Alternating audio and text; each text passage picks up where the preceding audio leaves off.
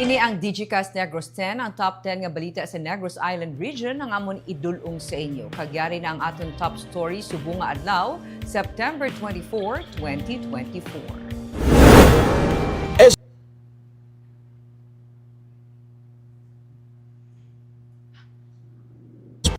Inquiry pati gayunon para sa wala mapanagtag 7.3 million pesos para sa mga frontliners sa Sagay City. 20 mil pesos nga reward ginatanyag sa makatundo sa ginkawat nga Golden Retriever sa Bacolod City. Mga nababayan nga greenhouse facility sa Bacolod ginatingwaan nga magamit liwat sa City Agriculture Office. Councilor Espino nagsiling nga plastado ng tanan para sa 2025 elections ni Mayor Abby Benitez.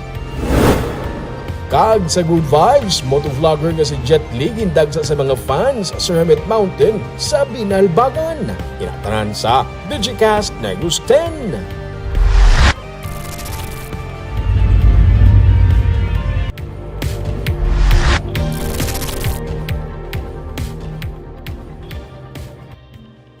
Sa number 10, magapadayon ng mainit nga panahon, tubtub Huwebes, pero isa ka low pressure area, posible magaporma sa Biyernes. Sa karon wala sa may na ginabantayan nga LPA ang pag-asa, sagwa kag sa sulod sa Philippine Area of Responsibility.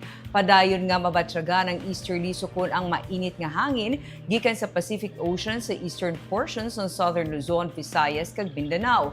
Magapadayon ng mainit nga panahon tubtub sa Huwebes, pero sa Biyernes ukon sa Sabado, suno sa pag-asa, posible nga magapormang isa ka low pressure area sa may extreme northern Luzon. Mabatyaga ng epekto sa sini nga LPA sa Batanes kag Babuyan Islands, pero bangod malayo pang Biyernes nga adlaw, may posibilidad nga maglain pa ang lakat sang panahon.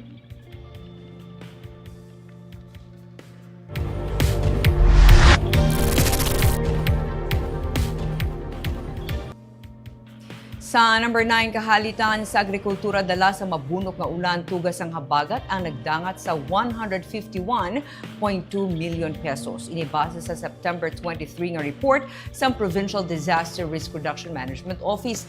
Ang kahalitan sa pananom nga nagalakip sang humayan, high-value crops kag mga maisan ang nagdangat sa 146,184,459 pesos sa 160 tanan ka mga barangay sa probinsya. Ang kahalitan naman sa fisheries yara sa 1,781,361 pesos. Sa kasapatan naman, inya nagdangat sa 3,314,151.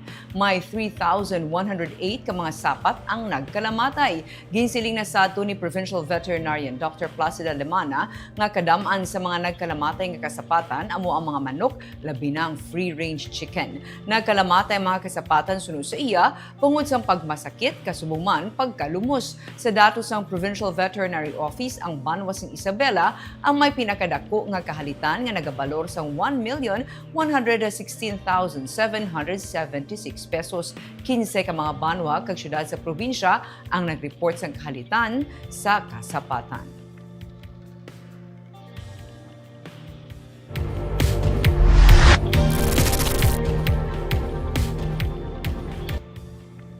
Sa number 8, consultation meeting para sa ginaplano nga Bacolod Integrated Recycling kag Technology Hub o kun birth facility ginpatigayon sa Barangay Felisa. Ginsugura na sang katapos ng Solid Waste Management Board ang pagpatigayon sa consultation meeting agud mapamatian ang mga concerns sa mga residente sa Barangay Felisa. Diri ginatuyo itukod sa Bacolod LGU ang Bacolod Integrated Recycling and Technology Hub o kun birth facility. Malapit lang sa sanitary landfill ang ginaplano nga 25-hectare complex nga mayara sa Central Material Recovery Facility kag Recycling Plant. Ang proyekto ang ginapaabot magapasanyog sang tikang para mabuhinan ang problema sa basura kag mapabaskog ang program bahin sa environmental protection. Ang syudad ang nagpainsang 150 million pesos nga pondo gikan sa loan agreement para matigayon ang construction sang birth facility. Masubject na siya sa first deliberation sang ang review committee sang EMB, then galantaw kami sang 1 to 2 months na timeline. With the birth, we can collect And then those nga mga mapuslan pa, recyclables, can be diverted from the landfill and pass through the birth nga complex for processing.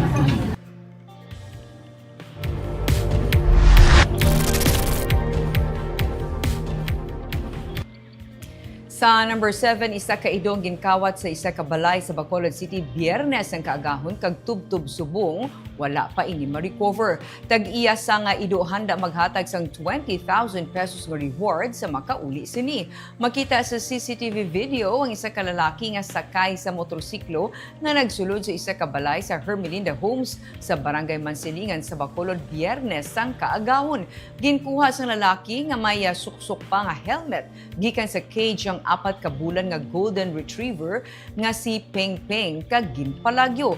Istorya sa tag-iya sang ido pensar anay nila nakapalagyo lang si Peng Peng pero nakita sa CCTV nga ginkawat ini. Handa sila maghatag sang 20,000 pesos nga cash sa makatudlo o kung makatulo sa kung sino ang nagkuha kay Peng Peng. Panawagan nila sa publiko nga i-report gilayon sa Police Station 7 kung may ginabaligya nga golden retriever. Padayon man sa karon ng investigasyon sa PNP para makilala ang kawatan sa ido.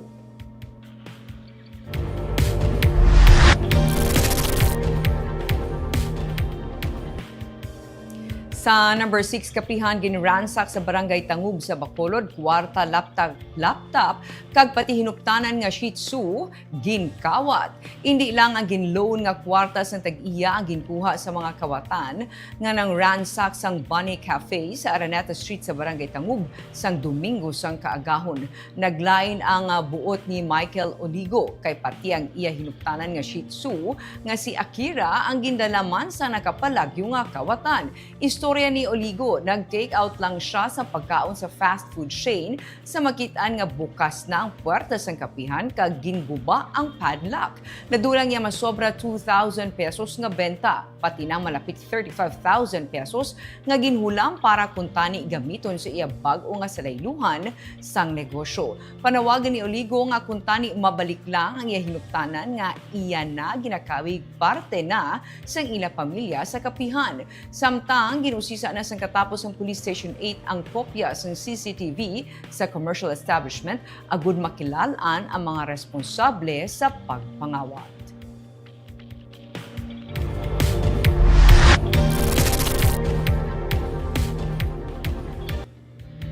Sa number 5, lalaki nga bagugwa sa prisuhan patay sa pagpaniro. Patay si Richard Alusiman, 33 anyos, isa ka anay priso matapos nga gintiro sang wala makilala nga suspect sa public market sang barangay Asya, Banwa sa Hinubaan, Domingo sang hapon. Sunod sa kay Pulis sa Major Janic Bermudez, ang Chief of Police ng Hinubaan PNP, nakabaton sang impormasyon ng biktima nga may nagatanyag sang obra sa lugar. Nagapakadto sa iya nga motor ang biktima sang hinali na lang may nagpalapit nga nakabonet nga persona kag gintiro siya. Gilayon nga nagsakay sa motorsiklo ang gunman. Sunod sa PNP, nag-agom sang pilas sa tiyan ang biktima kag ginhingagaw padala sa ospital apang napatay. Nagagwa man sa investigasyon sa pulis nga posible pagtimalos ang motibo sa krimen bangod ang biktima na priso bangod nagpangatubang sang kaso nga murder. Sa karon nagapadayon ang investigasyon sa kapulisan sa pagkilala sang suspect.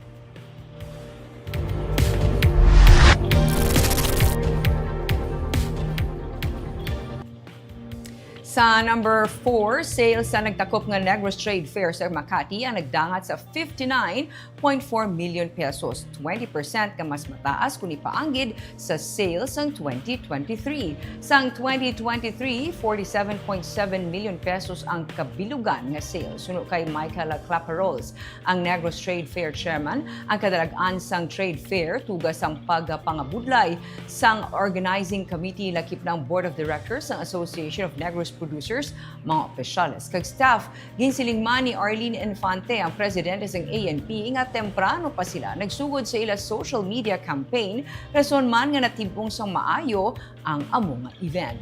Pinakamabakal ang mga pagkaon nga nagganar sang 31 million pesos. 16 million pesos naman ang nagganar sang gikan sa gift sector. 4.4 million pesos sa fashion, 2.4 million sa furniture sector kag 4.5 million pesos sa tourism. Last year, though, we started with our campaign sa SOCMED. So, this year, we started early sa amon na campaign. We started like last March pa. Campaign namon. Pagkatapos daw, gin timing gin tudok nga para by the time na mag-abot ang trade fair naga na ang kuan ang amon nga campaign sa SOCMED.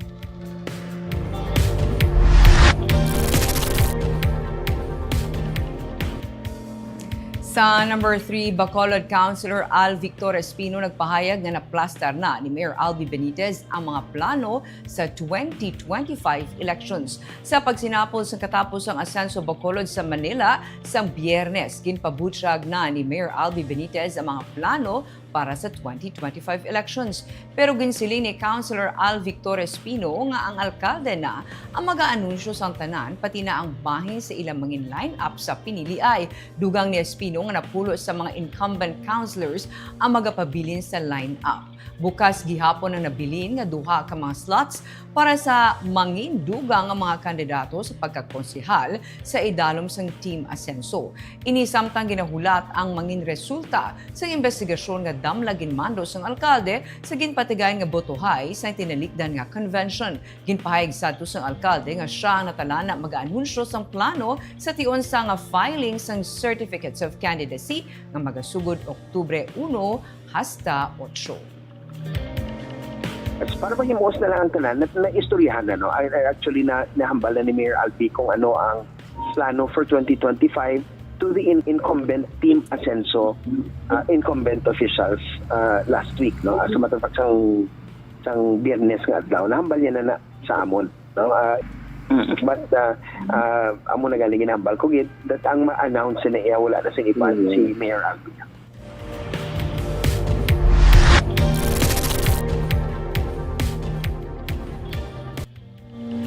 Sa number 2, malapit na pulo ka mga greenhouse facility sa Bacolod nga halos napabayan na ginatinguhaan maggamit liwat sang City Agriculture Office. Daw bakante na lang nga wayang anaya demo farm sa sulod sa Bacolod Boys Home sa Barangay Granada sa Bacolod. Gani kaina, ginhawanan ini sang katapos ng City Agriculture Office kag mga barangay officials sang Barangay 1. Ginbuksan kaginhawanan nila pati nang wala na maggamit nga greenhouse facility nga anay ginatanuman sang lettuce. Kabulig sang City Agriculture Office ang negosyante nga si Engineer Ian Fred Solas nga ginakabig pioneer sang hydroponics agriculture sa Negros. Kanugon para kaya Solas nga napabayan ang napulo sa malapit 12 ka mga greenhouse facility. Tuyo niya nga magbulig sa syudad, agud mabalik ang operation sa mga greenhouse facility, agud mas mapasanyog ang food security program sa Bacolod. Ginalauman nila nga kung tani mahuman ang construction sang training facility, agud nga madamo pa ang mga urban farmers ang mabuligan kag magdamo ang mga hubenes nga maganyat nga magtanong. So ang aim ta nila is sustainability kag ang food security program sa Bacolod nga mapasa na gid nga ma-establish kag amo ni ang pamaagi nga pwede ta siya ma-technology transfer sa iban pa nga barangayan sa Bacolod. Kay nakita namon nga ang proyekto sang hapag sang DILG kag ang Bacolod do almost 80% na implement.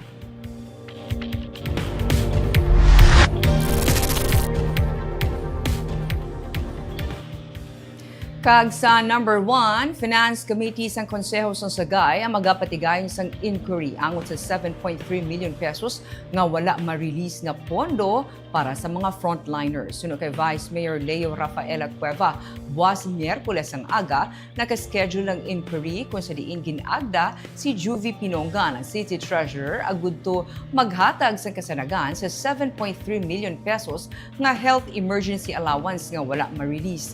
22 million pesos ang kabilugan nga pondo. Suno kaya City Administrator Attorney Ryan Bonghanoy, siniman nga semana ila ginapaabot man ang resulta sa pagpangusisa sa City Legal Office nga damlag pa ang ginmanduan sang alkalde nga magpatigayon sa investigasyon. Suno kay Bonghanoy, hindi naman nila mapatpat pa ang kaso bangod nga nagapadayon ang pagpangusisa. Pero manginbasihan sa masunod nga tikang nila kung ano ang resulta sang sini nga investigasyon lakip ng rekomendasyon sa CLO. Nagapabili naman ang asilyado ang vault sa City Treasurer's Office. Nagpadangat sang reklamo ang mga doktor kag nurse kay Mayor Narciso Havelosa Jr. matapos nga wala nila sa gihapon mabato ng ilang heya apesar nga nag-abot na ang pondo. Suno kay Bonghanoy, ginsiling ni Pinongan nga nangin masako siya kag padayon pa nga gina-reconcile ang pondo rason nga wala siya makarelease sini. Hindi man niya mabuksan ang vault bangod na lipatan kuno niya ang number combination sunod sa alkalde. Ginpangitaan naman sa medyos ni Havelosa agudto matigayon hatagan sang heya ang mga frontliners. May inquiry nga obrahon. So, I just don't know. I can't speak for her. Hopefully, ara siya to explain her side. So may Much inquiry, better. may inquiry, get formal inquiry ang SP? That's the statement ni Vice Mayor. Siguro, amo nang ila obrahon.